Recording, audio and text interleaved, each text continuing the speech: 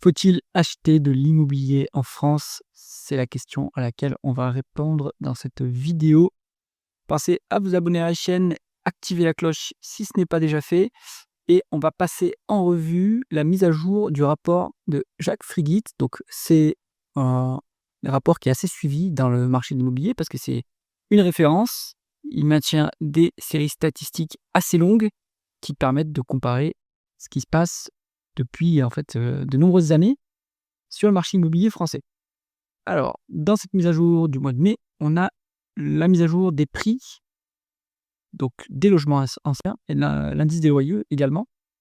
On a, donc ça se base sur les données de l'INSEE. Ce qu'on constate, c'est qu'il y a, on va dire, on a atteint un point bas sur les prix. En T4 2024, on était sur, on va dire, on était sur 1,55. Donc On on rappelle, hein, c'est que c'est un indice, hein, donc ça se rapporte à une tendance longue. Donc on voit qu'on est toujours, complètement surévalué, hein, par rapport aux années 2000. Mais il y a une phase de correction qui s'est enclenchée depuis, 2020, ce qui est plutôt bien pour les primo-accédants. On remarque que les loyers également, en fait, ont bien baissé par rapport à, évidemment, la tendance longue, mais c'est de plus en plus difficile de trouver à se loger, évidemment, même si, c'est relativement moins cher qu'avant. Parce qu'en fait, il y a une pénurie de logements en location à cause des diverses contraintes réglementaires et les risques pour le propriétaire, bailleur. Donc, bon, compliqué. Au niveau des volumes, à mars 2025 et concernant les volumes le montant total des ventes et le nombre de ventes, donc on voit que ça rebondit légèrement, mais bon, on n'est pas ce petit auberge, hein, encore, hein. On est sur, donc on était sur une tendance haussière quand même depuis très longtemps. On est sur, quelque chose qui est parti en bulle, hein, sur, les années 2020-2021 quand tout le monde a eu de l'argent gratuit et des taux très bas et ça s'est vraiment littéralement cassé la figure. Bon, là maintenant on est, si on prend la tendance longue, on doit être à bien à 1 écart type ou à 2 écarts types de la tendance longue. Donc évidemment, ça va quand même, repartir cette, ces volumes, mais pour l'instant, c'est qu'un frémissement, donc il va falloir confirmer cela. Autre graphique intéressant qu'on va aller regarder, c'est donc ici, taux d'intérêt et inflation. Donc on se met sur, des séries statistiques qui comparent, donc le taux d'intérêt nominal pour les emprunts, immobiliers comparé à l'inflation et quand vous avez une différence négative, eh bien, ça veut dire que en fait, c'est la banque qui vous paye pour faire votre achat. Vous vous remboursez en monnaie de singe, comme on dit et vous êtes un taux réel négatif. Bon, c'était le cas sur c'était des taux très faibles, hein, sur, taux réels très faibles à partir de, on va dire, 2016-2017. On a incursion en territoire négatif, en 2018-2019. Ça a un peu rebondi et paf, après on a eu, heu, en fait, des taux encore très bas alors que, l'inflation commençait à remonter. Bon, donc ça nous a fait un taux d'intérêt, réel qui était très négatif sur, on va dire, 2020-2021. Donc, évidemment ça a bien boosté les prix, c'est ce qu'on voit ici, hop. Mais ça se corrige maintenant et on est en taux réel positif et assez fortement positif, le même niveau qu'en 2015, hein. Donc, ça évidemment, ça sanctionne le pouvoir d'achat, la capacité d'emprunt et la capacité d'achat des primo-accédants, enfin des ménages. Donc évidemment, c'est ce qui explique qu'on a un blocage sur les transactions. Ici, on voit d'ailleurs l'indicateur du pouvoir d'achat au T1 2025. Donc la moyenne, hein, tendance longue, c'est 1 ici, hop et on voit que, on était sur, à cause des fortes hausses de prix, sur un pouvoir d'achat qui était alors sur jusqu'en 2008, on a eu une hausse des taux, donc le pouvoir d'achat et une hausse des prix, donc le pouvoir d'achat était un peu amputé. Ça s'est amélioré sur 2016-2020 et c'est reparti à la baisse à cause, de la hausse des taux d'intérêt, voilà et des prix qui ne sont pas encore ajustés. Donc ici, le pouvoir d'achat est encore en berne pour les primo-accédants, ce qui explique que le marché est complètement bloqué et ce qu'il faut regarder ici aussi, c'est la durée d'emprunt pour, un même bien. Donc ça permet de comparer, si vous achetez un bien en 65, combien de durée d'emprunt vous auriez dû souscrire vs, l'acheter en 2025. Bon, ça n'a cessé d'augmenter.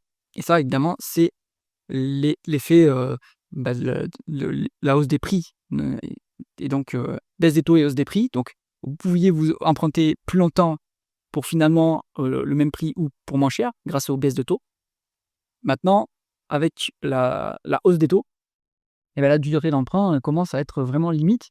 Il faut se rappeler qu'on a le régulateur, le Haut Conseil à la stabilité financière, qui a émis des directives pour que les banques ne prêtent pas au-delà de 25 ans. Donc, à nouveau, il va y avoir un blocage puisque la majorité des primo-accédants ne vont pas pouvoir emprunter à, à moins de 25 ans pour pouvoir se payer des biens si les prix ne s'ajustent pas. Donc, ici, on voit bien que la trajectoire est pas encourageante. On est vraiment à un niveau, vraiment à un niveau qui est quand même élevé, hein. On est au niveau record, hein, si on regarde la durée d'emprunt moyenne. Donc, ça va bloquer à ce niveau-là aussi. Ici, on a le découpage des différentes régions en France. Donc, ce qui est intéressant de voir, c'est donc on est sur ici le tunnel de Frigide. Ça, c'est la zone dans laquelle le marché est sain et on a un bon équilibre entre offre et demande. Évidemment, énorme décollage à partir des années 2000-2003, hein. C'est quand en fait le régulateur bancaire s'est mis à encourager le crédit bancaire pour l'achat de logements. Évidemment, vous créez de la monnaie pour que les gens puissent acheter des logements, mais inévitablement, ça fait monter les prix. Donc, en fait, ça défavorise les générations les plus jeunes, évidemment. Surtout si vous pouvez rajouter le fait d'être un multipropriétaire en mettant en collatéral des appartements ou des maisons que vous avez achetées auparavant. Donc, on a eu une forte hausse jusqu'en 2008. Évidemment, après, ça a stagné, mais ça s'est pas vraiment rétracté. On a eu quelques trimestres de rétractation et hop, c'est comme ça continue à repartir au global, hein. Vous avez en France, ici en noir, tac. Les plus grosses bulles, ça a été Lyon et Paris, évidemment. Et ce qui est intéressant de voir, c'est que Paris, ça a commencé à dérouiller dès 2020. On a atteint peut-être un plancher, on va dire, sur Paris. Ici, on est à 2 quasiment, en 99. Pour Lyon, on dirait que non, ça continue à baisser. On voit que finalement, toutes les zones, hein, sont en correction. Et ça, c'est plutôt ça, hein. Ça va permettre à l'offre et à la demande de se rééquilibrer. Normalement, on devrait se retrouver sur le tunnel de Frigide pour qu'on ait quelque chose qui soit raisonnable. C'est pas encore le cas, donc à mon avis, il vaut mieux patienter encore pour acheter un logement en France. Et ici, on voit que c'est plus avantageux d'être locataire, évidemment, mais il faut encore trouver à louer et c'est pas facile, hein. On est d'accord. L'indicateur du pouvoir d'achat, toujours médiocre à Lyon et à Paris. Donc les prix n'ont pas assez corrigé dans ces régions. On est sur une amélioration, on va dire, globalement en France, mais c'est pas encore le bon niveau, hein. La base en 2000, c'était un niveau à 1. Donc pour l'instant, les gens qui veulent acheter maintenant n'ont pas autant de pouvoir d'achat que les gens qui ont acheté en 2000. Donc ça doit se corriger. Ici, on a à nouveau un graphique qui est détaillé la durée d'emprunt qui permet d'acheter un même logement. Donc on voit que Paris, qui était dans la stratosphère à 60 ans, hop, maintenant a bien corrigé. Lyon, c'est pareil. Et globalement, la France, on est quelque chose qui est toujours en hausse. Et donc, il faut regarder. Donc là, en fait, non, c'est la courbe noire en France. Hop, donc c'est en amélioration. On est maintenant entre allez, à 23 ans, comme on l'a dit plus haut. Donc, il y a des zones où ça va commencer à être intéressant. On pourra avoir peut-être des durées d'emprunt qui sont convenables en province, par exemple. Mais pour l'instant, c'est pas généralisé partout. Si on compare les pays, bon, la France, c'est là où il y a eu quand même une des plus grosses bulles, mais il y a évidemment le Royaume-Uni, c'est le cas.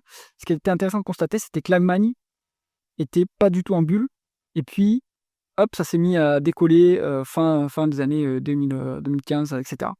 Pourquoi? Parce qu'en Allemagne, ils ont un modèle bancaire qui est particulier où ce sont beaucoup, beaucoup de petites banques et qui ne prêtent pas pour l'immobilier, mais ils prêtent pour quelque chose de plus productif, beaucoup plus productif, c'est-à-dire les PME, les entreprises qui créent de l'emploi, qui créent de la richesse. Alors que prêter pour de l'immobilier, ça ne crée pas de richesse, à part pour celui qui va détenir la propriété. Donc, mais en général, pour la société, ça crée pas de richesse. Bon. Donc l'Allemagne, c'est pour ça que ça s'est bien comporté. Et puis, eh ben, la régulation a changé. Ils sont mis à encourager la création monétaire pour l'immobilier. Et donc, c'est parti en bulle, mais on n'est pas du tout dans la même mesure qu'en France. Donc bon, la France, c'était vraiment un des pires de cas. Après, il faut aussi mettre les choses qui sont comparables. En France, les ménages sont globalement moins riches que dans les pays d'Europe du Nord.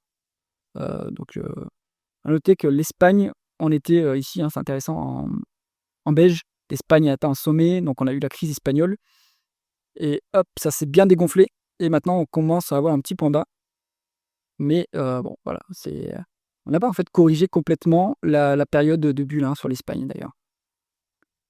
Continuons. La dette des ménages. Alors, le taux d'intérêt, ce qu'on constate, c'est que pour la France, on est plutôt sur un taux qui est allez, à 3,5, on va dire, pour le taux d'intérêt immobilier. Un peu plus, 3,2-3,3. Donc, et c'est incomparable par rapport à ce qui se passe par exemple aux États-Unis, hein, ils sont complètement à 7%, au Royaume-Uni aussi. En plus, ce sont des prêts à taux variable plutôt. Mais il faut se rappeler aussi que les taux d'intérêt les taux d'intérêt de la banque centrale et à long terme aux États-Unis et au Royaume-Uni sont beaucoup plus élevés, hein. On doit avoir les 30 ans à 5% aux États-Unis, donc forcément ça sert de référence et donc les taux immobiliers sont plus élevés. Ce qu'on voit aussi donc, c'est que les ménages, sont forcés de se désendetter, hein, globalement. Les ménages français sont en désendettement depuis 2022-2023. C'est normal, ils ont plus de capacité à s'endetter. Donc baisse de la dette immobilière, ça c'est plutôt ça, hein, d'ailleurs. Bon ici, vitesse de rotation du parc, en baisse, normal, hein, il y a plus de transactions, enfin il y a un blocage des transactions. Qu'est-ce qui est intéressant, c'est, un petit zoom là-dessus, donc taux d'intérêt des prix immobiliers versus dette d'État. La banque, quand elle va prêter à un particulier, elle va se financer au taux interbancaire qui est proche du taux de la banque centrale. Youpi, le taux de la Banque centrale européenne est en baisse, il doit être à 2,5 ou 2,25. Et ça, c'est son coût à la banque. Après, ça, c'est son coût pour avoir de la matière première, c'est-à-dire du crédit. Et elle rajoute par-dessus ses frais de structure et elle rajoute par-dessus le risque de l'emprunteur. Et donc, la référence pour mesurer ça, c'est le taux d'État à moyen terme. Donc, alors, à long terme ou à moyen terme, plutôt la dette en France, plutôt l'OAT 10 ans. Qu'est-ce qu'on constate ici? Donc, l'OAT 10 ans en France, il était négatif avec le quantitative easing à partir de 2014. Donc, la Banque centrale se met à acheter massivement les obligations de la zone euro, surtout, les PIGS, Portugal, Italie, Grèce, Espagne, mais aussi la France, hein, et l'Allemagne. Mais l'Allemagne, il n'y a pas beaucoup de dettes en réalité. Donc, ça fait plonger les taux d'intérêt en négatif. Bon. Mais ça sert de référence, ces taux d'intérêt, l'obligation d'État, au taux d'emprunt immobilier. Donc on voit ici qu'il y avait quand même des capacités à s'endetter à 1% en 2020-2021. Et ensuite, donc, le quantitative easing de 2020 a été inflationniste. C'est une variante du quantitative easing où, en fait, on donne du crédit pour la consommation. Et donc ça a fait monter les prix fortement. Donc les taux doivent s'ajuster. Donc le taux de l'OAT 10 ans s'est ajusté.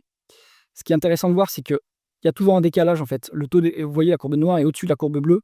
C'est-à-dire que le taux d'intérêt d'État est monté avant que les banques ajustent leur taux d'intérêt immobilier. Donc les banques, évidemment, elles sont un peu à réaction, à rebours de cette hausse. Elles suivent ce qui se passe. Donc elles ajustent au fur et à mesure. Ce qui se passe ici, c'est que donc on est allé atteindre jusqu'à 4,3%. Ici, il y avait le problème du taux d'usure, hein, qui est un taux maximal auquel la banque peut vous prêter, fixé par le régulateur. Donc ça a bloqué beaucoup de transactions.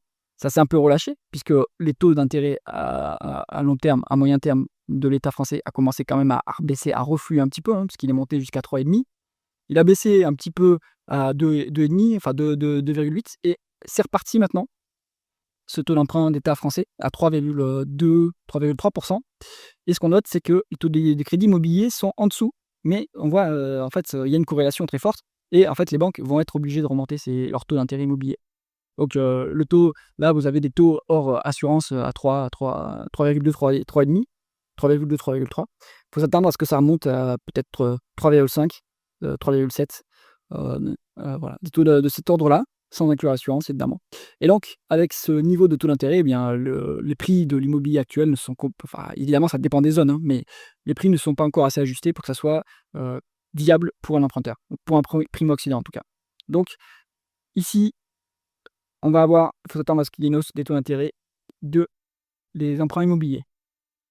Et c'est directement visible sur ce qui se passe ici, hein. Donc, l'encours de crédit Donc c'est le stock de crédit, il est en baisse évidemment, puisqu'il y a de moins en moins de personnes qui s'endettent et ça, c'est dû au fait que là, les nouveaux crédits sont en baisse. On produit de moins en moins de crédits, on est en négatif, on détruit du crédit par rapport à l'année précédente en réalité, donc le stock forcément doit baisser et évidemment, qu'est-ce qui fait monter les prix de l'immobilier? C'est très, très corrélé, malgré ce que certains disent entre offre, demande et cetera. C'est très corrélé à l'évolution du crédit, au nouveau crédit. Donc les nouveaux crédits sont quand même en baisse. On a un léger rebond depuis quelques mois, mais c'est pas pour l'instant, c'est pas flambant, c'est pas un redécollage, comme, veulent bien nous vendre les parties prenantes de l'immobilier. Donc toujours baissier pour l'immobilier, hein, vu que les crédits, pour l'instant, c'est pas fortement en hausse. Et voici pour cette mise à jour de l'immobilier en France. Comme vous savez, moi, je vous recommande plutôt d'être à l'écart, mais en fait, ça va dépendre de ce que vous voulez faire. Qu'est-ce que vous voulez? Est-ce que c'est pour vous loger, résidence principale? C'est pas une mauvaise idée, mais toujours pareil, ce qui compte, c'est le prix. On ne peut pas acheter à n'importe quel prix d'immobilier comme on fait des générations précédentes, puisqu'on était sur un marché aussi long terme. Les facteurs baissiers court terme, c'est la hausse des taux d'intérêt.